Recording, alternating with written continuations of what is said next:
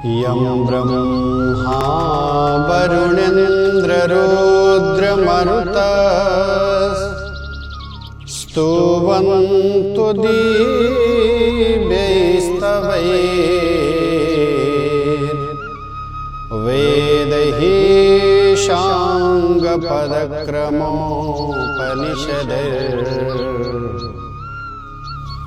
गायन्ति यं सामगाः ध्यानावस्थिततद्गतेन मनसा पश्यन्ति यं योगिनो यस्यान्तं न विदुषुराः सुरगणाः देवाय तस्मै नमः।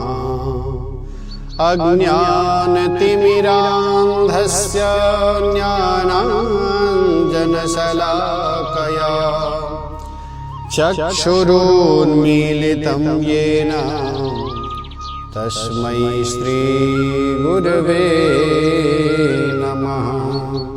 श्री सरस्वत्यै नमः। गंगणपतये नमः। अतुलितबलधामं हेमशैलावदेहं दनुजवन्कृशानं ज्ञानिनामाग्रगण्यं सकलगुणनिधानं वानराणामधीशं रघुपतिप्रियभक्तं वातजातं नमामि। रामकथा के रसिकवरा भक्तराजमतिधे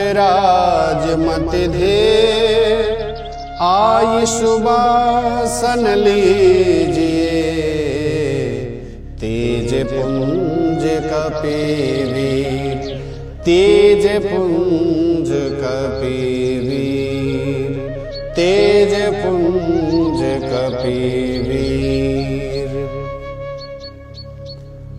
परमानंद आनंदमय अनंत कोटि ब्रह्मांड नायक कारण करुणा वरुणालय परात्पर परब्रह्म श्री कृष्ण की वांगमयी छवि श्रीमद् भागवत महापुराण एवं कथा रसिक श्री हनुमंतलाल जी महाराज परम पावनी मंगल में बेला कार्यक्रम सत्संग प्रभात में आप सबों का ढेर सारा स्वागत है। मैं जितेंद्र पारासर और अभी आप ए न्यूज टेलीविजन के माध्यम से देख रहे हैं कार्यक्रम सत्संग प्रभात। प्रभु की असीम अनुकंपा जीव के ऊपर बनी रहे, यही प्रभु से विनती है और यही प्रार्थना है।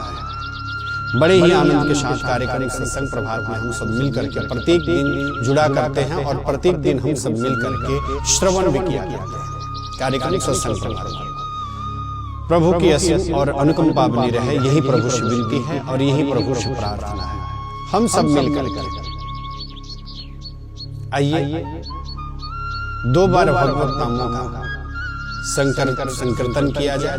जो जहां हम वहीं से प्रेम से बोलेंगे, आनंद चित्त होकर के बोलेंगे। परमात्मा के नामों का उच्चारण अपने मुख से हो, जीव कृतार्थ हो जाता है, पावन हो जाता है। आइए दो बार भगवत नामों का संकीर्तन करते हैं। पुनः हम सब मिल करके श्रीमद् भागवत महापुराण की उस कथा का आस्वाद करेंगे। आइए श्रवण करें। गोविंद बोलो हरि गोपाल बोलो, गोविंद बोलो हरि गोपाल बोलो, राधा रमण हरि गोविंद बोलो, गोविंद बोलो हरि गोपाल बोलो, गोविंद बोलो हरि गोपाल बोलो, राधा रमण हरि गोविंद बोलो, राधा रमण हरि गोविंद बोलो, गोविंद बोलो गोपाल बोलो, गोविंद बोलो गोपाल बोलो, राधा रमण हरि गोविंद बोलो, राधा रमण हरि गोविंद बोलो। प्रेम श्री आनंद कंद भगवान की जय, उमापति महादेव की जय, सभी देवियों की जय, सभी देवताओं की जय। आइए सर्वप्रथम आप सबों को मैं छोटा सा टिप्स दूं कि जीवन में जो आप वाणी किसी समाज के बीच रखते हैं, आपके वाणी का प्रभाव नहीं पड़ता। आपका जो अटूट विश्वास है अपने आप पर नहीं होता। दूसरी बात, आपका जो आभा होना चाहिए समाज में वो नहीं है। कमाते तो बहुत हैं लेकिन जस नहीं। इसके लिए कभी भी यदि आपका सूर्य कहीं आपकी कुंडली में ग्रसित है, इसका मतलब है कि आपको कहीं न कहीं आपको ये सब समस्याएं देने का प्रयत्न करता है। तो एक छोटे से सावधानी अपने जीवन में रखा जाए, एकदम आपका सूर्य प्रसन्नचित्त रहेगा। पहला कार्य है कि कभी भी जूठा हाथ अपने सिर पे नहीं लगाना चाहिए। इस कार्य को आप जरूर करें कि कभी भी अपना जूठा हाथ ऊपर नहीं लगाइए सिर पर। यदि लगाते हैं तो आपका सूर्य गड़बड़ हो जाता है। ऐसे विद्वान लोगों का मत है। आइए हम सब मिल करके प्रवेश करते हैं श्रीमद् भागवत महापुराण के इस पावन कथा के माध्यम से हम सब मिल करके श्रवण करें। बड़े ही सुंदर बात है। निगम कल्पतरोर्गलितं फलम्, निगम कल्पतरोर्गलितं फलम्, शुकमुखाद् मृतद्रवसंयुतं, पिबत भागवरतं रसमालयं, मुहुर्हो रसिका भूमि भावुका। बड़ी ही सुंदर बात बताई महाराज। वेद रूपी कल्प वृक्ष पका हुआ फल श्रीमद् भागवत महापुराण। कल्प वृक्ष कहा कि कल्प वृक्ष के समक्ष जाकर के अपनी मनकामना रखा जाए, भगवान उसको पूर्ति करते हैं। वह कल्प वृक्ष पूरा करता है। जैसे भी मनकामना रखा, कल्प वृक्ष के समक्ष बैठ करके जो आप कल्पना करें सब परिपूर्ण हो जाता है। और भागवत को ये कल्प वृक्ष बताया। एक बार एक व्यक्ति अपने घर से कहीं के लिए यात्रा कर रहा था, तो चिलचिलाती हुई धूप, उसके मन में ऐसा विचार आया कि चलो कुछ क्षण के लिए हम वृक्ष के सानिध्य में आराम करेंगे और आराम करके प्रेम पूर्वक फिर अपने मंजिल के लिए प्रस्थान करेंगे। वो व्यक्ति बड़ा प्रेम भाव से आया और आ करके और वहां पर उस वृक्ष के तले सो कल्पना कर रहा है, ऊपर की तरफ देख रहा है और मन में ऐसा कल्पना कर रहा है कि काश यहाँ पर एक सुंदर सा बिल्डिंग होता। महाराज जैसे ही कल्पना किया फिर वो बिल्डिंग तैयार। फिर सोचना प्रारंभ किया कि काश इस बिल्डिंग में कम से कम हवा की भी अच्छी व्यवस्था हो, वे भी पर्याप्त। प्रेम पूर्वक सो रहा, आनंद पूर्वक आनंद ले रहा, सो रहा। अचानक उसको ऐसा स्मरण हुआ कि हम तो वृक्ष के सानिध्य में बैठे थे। देखिए, अपना सकारात्मक सोच जीवन में बहुत कुछ कर देता है और जीवन में नकारात्मक सोच बहुत हद तक ले जाकर के आपको धक्का देने का प्रयत्न करता है। कभी भी जीवन में सकारात्मक सोच रखें। यदि हमारे जीवन में सकारात्मक सोच हो तो हमारी मंजिल की तरफ जाने के लिए अग्रसर कर देता है। और यदि नकारात्मक है तो जिस मंजिल पे भी जा रहे हैं वहां से पतन होने का अधिक डर है। उसने मन में ऐसा विचार किया कि सब चीज तो है, यहाँ पे हर एक व्यवस्था है, हर एक वस्तुएं मुझे प्राप्त हो गई, जो मैं कल्पना करते चला गया, सब चीज प्राप्त हो गया। मानो कि स्वर्ग के जो सामान सुख है, वो सुख मुझे इस धरती पे ही मिले। लेकिन अचानक उसने नकारात्मक सोच के तरफ लेकर के अपने मन को गया और सोचना प्रारंभ किया, अरे मैं तो वृक्ष के पास में बैठा था, लेकिन यदि इस वृक्ष के पास कोई हिंसक जंतु आकर के मुझे खा जाए तो मैं क्या करूं। और जैसे ही कल्पना किया महाराज, हिंसक जंतु आया और उसे खा गया। अच्युतम केशवम राम नारायण, सब के सब सत्यानाश। कल्प वृक्ष से मांगा जाए, अच्छे वस्तुएं प्राप्त हो जाए। और श्रीमद् भागवत महापुराण ये कल्प वृक्ष है महाराज, और कहते हैं कि ये पका हुआ फल। किसी ने कहा कि इसका क्या गारंटी है कि ये पका हुआ है? तो यहाँ पर बड़े ही सुंदर बात बताए कि सुखम खाद श्री सुखदेव जी के मुख से निकला हुआ ये श्रीमद् भागवत महापुराण। दूसरी बात, फल जो होता है उस फल के ऊपर जब भी कोई तोता आकर के अपना चोंच मारता है, इसका मतलब है वो फल पका हुआ है, मीठा है, तभी उसमें तोता आकर के चोंच मारता है। खट्टे फल पर कभी नहीं मार सकता। यानी कि श्रीमद् भागवत महापुराण ऐसा फल है, कल्प वृक्ष है, सभी वेदों का सार तत्व है, जिसमें श्री सुखदेव जी महाराज रूपी मुख से निकला हुआ ये श्रीमद् भागवत महापुराण कहा कि ये तो जीवन को आनंद देने वाला मीठा फल है।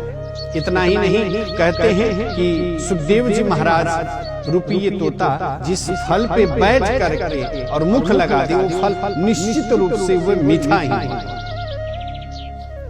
क्योंकि श्री सुखदेव जी महाराज का मुख लगा। और कहते हैं कि इस पे छिलका नहीं है महाराज, इस फल में गुठली नहीं है, छिलका नहीं है, इसको पिया जाए। पीबत भागवतम रसमालयम, पीबत भागवत, इसको पिया जाए। कहा कि अभी अभी तो आप फल बतलाए, फल में महाराज छिलका होता है, फल में महाराज गुठली होता है, इत्यादि इत्यादि वस्तुएं होते हैं, लेकिन कहा ये छिलका से भी परे है, सिर्फ इसमें रस है, रस ही रस भरा हुआ है। पियो, जितनी इच्छा हो उतना देर पिया जाए। कहते हैं कि दूसरा फल अधिक खा लेने पे हमें अनपच भी हो जाए, लेकिन श्रीमद् भागवत महापुराण रूपी ये फल ग्रहण करने मात्र से जीव को पुष्ट करना प्रारंभ कर देता है, जीव को पुष्ट करना प्रारंभ कर देता है। जीवन में कभी भी ये गड़बड़ नहीं करता। इसी के लिए जीवन में इसको अहरनिश पिया जाए, अहरनिश पिया जाए।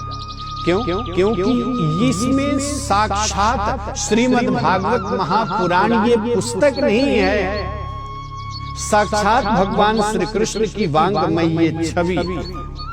हम लोगों ने जब श्रवण किया कि श्री सुखदेव जी महाराज परीक्षित जी महाराज को कथा का रसपान करा रहे थे, उसी समय में देवता लोग अमृत का कलश लेकर के आए और अदला बदली वाली जब बात कहे तो वहां से अनाधिकार समझ करके श्री सुखदेव जी महाराज देवताओं को भी वहां से विदा कर दिया, देवताओं को भी वहां से विदा कर दिया।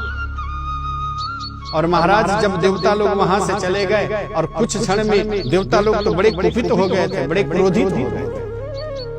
देवता लोगों की ये मन में ऐसा था कि श्रीमद् भागवत महापुराण में क्या होगी, लेकिन महाराज कुछ ही क्षण के पश्चात जब घंटा घंटी शंख मृदंग इत्यादि जब बजना प्रारंभ हुआ तो ब्रह्मा जी महाराज कहे कि देखो तो ये मृदंग घंटी ये स्वर्ग की तरफ बजते हुए जा रहे हैं, ये है क्या?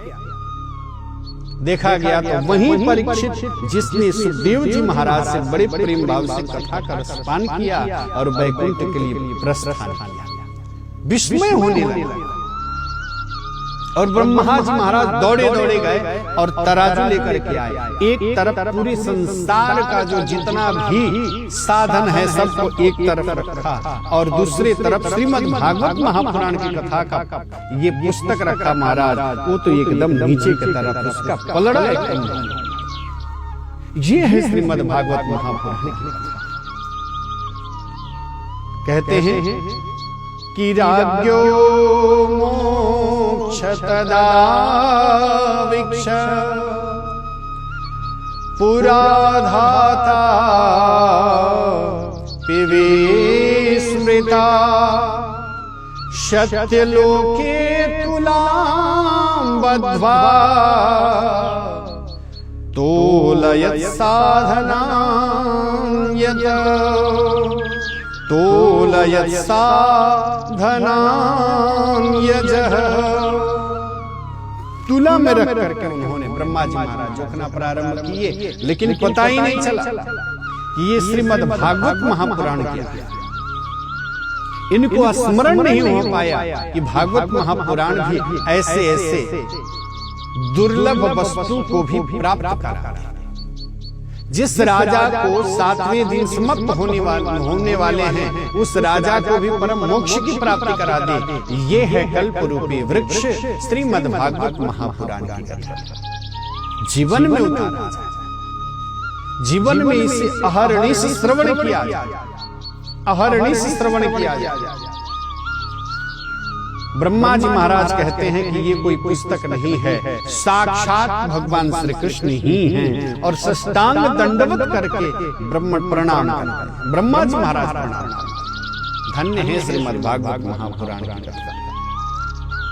और महाराज ब्रह्मा जी नारद जी को इस कथा का रसपान कराए और नारद सनक सनंदन कुमारों से नारद जी महाराज श्रवण किए इस कथा को।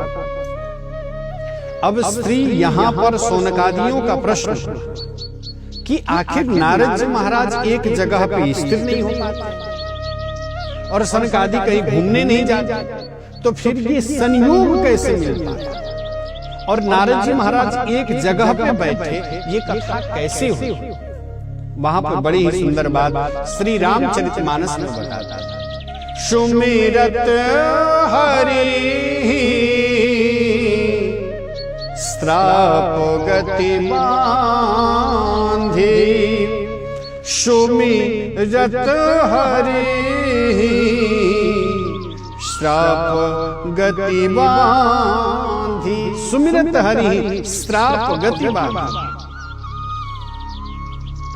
महाराज एक बार श्री नारद जी महाराज मृतलोक में पृथ्वी लोक में भ्रमण करने के लिए खूब भ्रमण किए, लेकिन समस्या ये था कि जहां भी जाते थे, जिस जगह पे जाते थे, कोई तन से दुखी है तो कोई मन से दुखी है। किसी के पास में पुत्र है तो घर में धन नहीं है, किसी के पास में धन है तो घर में कोई भोग करने वाला नहीं, कोई अपने शरीर से दुखी है कि मेरा शरीर इतना पुष्ट हुआ, मेरा शरीर इतना अच्छा है, फिर भी मैं शरीर से अच्छा कार्य कर नहीं पा रहा हूं, उससे दुखी। किसी के पास में इतने लोग हैं कि धन नहीं है, इसको लेकर के महाराज घूमते फिरते सब जगह में ये करतूत देखते नारद जी महाराज अब बड़े चिंता सता रही है। संसार के लोगों के पास में सुख नहीं है, लोग सुखी से अपने जीवन को व्यतीत नहीं कर पा रहे। अब नारद जी महाराज को बड़े चिंता परेशानी, इतनी परेशानी सताई महाराज कि उस समय में जाते क्रम सनत कुमारों से मुलाकात, और सनत कुमार से मुलाकात हुई उस समय में कहते हैं नारद जी महाराज के समक्ष संत कुमार कहते हैं कि हे ब्रह्म, हे संत, आप इतने व्याकुल और चिंतित लगता है किसी का, जिस प्रकार से किसी का धन खो गया और जिस प्रकार से किसी का धन खो जाए और वो चिंता में डूब जाता है, ठीक उसी प्रकार की आपकी ये मन स्थिति देखकर मुझे लगता है कि आपका कुछ खो गया। और महाराज उस समय में सनत कुमार पूछते हैं कि आप कहां भ्रमण कर रहे हैं। श्री नारद जी महाराज बड़े ही सुंदर जवाब देते हैं कि यहं तो पृथ्वी यातु ज्ञात्वा सर्वतो मामिति पुष्करम च प्रयागम च काशी गोदावरी तथा। कहां मैं नहीं गया, हर एक तीर्थ में गया, हर एक जगह पे गया, सब लोगों से मैंने मिला।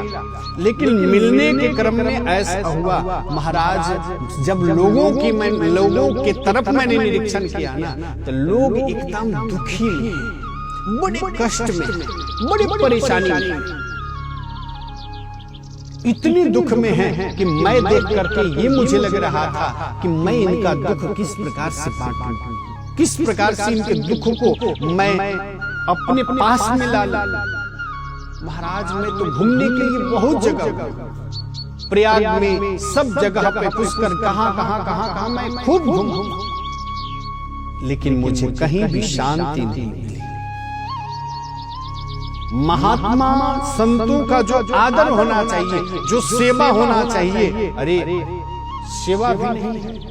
लोग संतों का आदर नहीं कर रहे, संतों का सेवा नहीं कर रहे हैं, वो श्रृंखल में अपने जीवन को व्यतीत कर रहे हैं।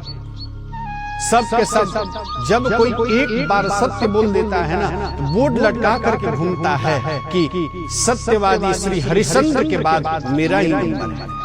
जीवन में उसने एक ही बार सत्य बोला, महाराज बोर्ड लटका करके घूम रहा। सब के सब दुखी हैं, लेकिन अकड़ कम नहीं है। बड़ों का सम्मान नहीं है, घर में पिता का सम्मान नहीं है, घर में माँ का सम्मान नहीं है, घर में बड़ों का आदर नहीं है, कि सब के सब परेशान हैं, सब के सब परेशान, सब के सब कष्ट में। घर में सुमति नहीं। और बड़ी ही सुंदर बात बताते हैं गोस्वामी तुलसीदास जी महाराज, जहां सुमति तहां संपत्ति नाना, जहां कुमति तहां विपत्ति निधाना, जहां सुमति तहां संपत्ति नाना, जहां कुमति तहां विपत्ति निधाना। जिस घर में, जिस स्थान में, जिस परिवार में यदि सुमति हो, वहां पर संपत्ति आने से कोई रोक नहीं सकता, उस घर में शांति को आने से कोई रोक नहीं सकता। और जिस घर में कुमति हो जाए, एक आपस में तालमेल न हो, उस घर में कभी भी शांति नहीं रहती। उस घर में कलह होता है, उस घर में एक दूसरे में लोग झगड़ते हैं, विपत्ति आ जाती। अरे जीवन में बड़ों का सम्मान किया जाए, दादी का सम्मान किया जाए, सास का सम्मान किया जाए, ससुर का सम्मान किया जाए, बड़े भाई का सम्मान किया जाए, सबका सम्मान हो। लेकिन यहाँ तो जब महाराज नई बहू आई तो उसका चलना प्रारंभ हुआ। ससुराल वाले आए, उनका कदर ही अधिक है। नई बहू जो कहती है वही चलता है। और कहते हैं कि कोई ज्ञानी नहीं, कोई जोगी नहीं, और यहाँ पर सत्कर्म भी नहीं है। कलयुग के दुर्गुण को देखते हुए मैं क्या करूं, घूमते फिरते मेरा मन बड़ा विचलित हुआ, बड़ा विचलित हुआ। मैं किसको समझाने के लिए जाऊं, किसको मैं कहने के लिए जाऊं कि तुम मेरे बात को मानो। कोई बात मानने के लिए तैयार नहीं है। अपने घर में संपत्ति नहीं है, अपने घर में एकता नहीं है। महाराज सबके सब कष्ट में हैं, सबके सब दुखी हैं, सबके सब परेशान हैं।